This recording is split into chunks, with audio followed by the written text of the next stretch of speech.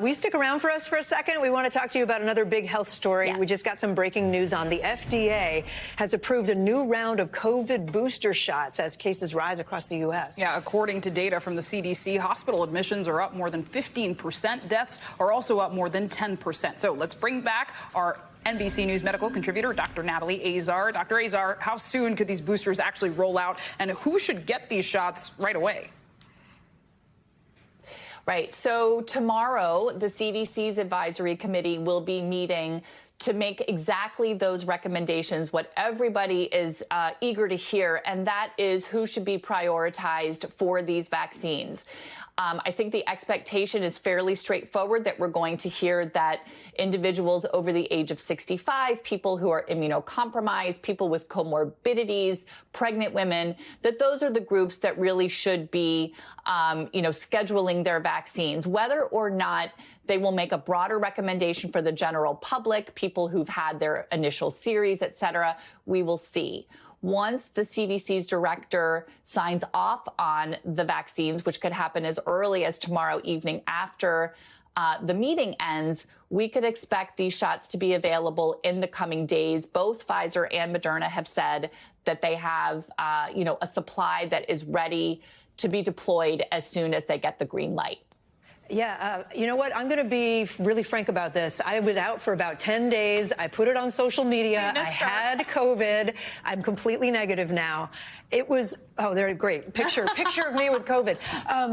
It was really hard, Dr. Natalie. It was, I had fever, chills, a sore throat, a cough, a headache, exhaustion. All the people I've talked to in my life who've had it, same thing. Is this strain right now tougher than others, or maybe it's because it was my first time? Yeah, no, and I saw that picture, Kate. I'm so glad you're feeling better. You did not look like a happy camper. So far, we don't know what strain you had. Presumably, it's either the EG. It looks like we just lost Dr. Azar prime time, because we are eager to hear, and I'm sure we will hear a little more later. Dr. Natalie Azar, thanks as always for all of your insights. We really appreciate it. We didn't get her back, did we? We didn't. I don't. Yeah, she's still frozen. But I'm also. Wait. She's back. Natalie, are you back? This is live TV, folks. We're doing it. Okay, start over your answer. Just start your answer again. Okay, good.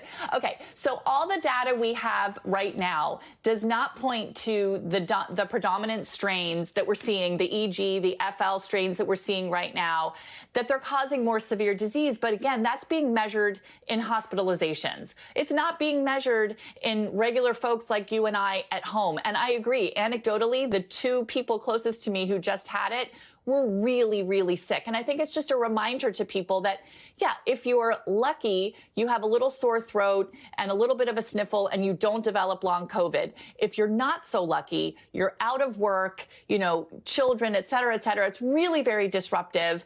And we're hoping, of course, Kate, that you don't have any lingering symptoms or develop any new symptoms. The booster will prevent infection. That is not going to last forever. That's usually a 3 to 6 month sort of benefit that you get. But again, that other part of the immune system that protects us from severe disease and hospitalization, we believe is much more durable. So, Kate, I'm sure you'll probably be getting an updated vaccine, but you don't need to get it for the next couple of months. You've developed lots of antibodies right now. When I can, I absolutely will. And I encouraged people, I would always encourage everyone to get fully vaccinated so you don't feel the worst and don't end up in the hospital. Dr. Natalie, thank you.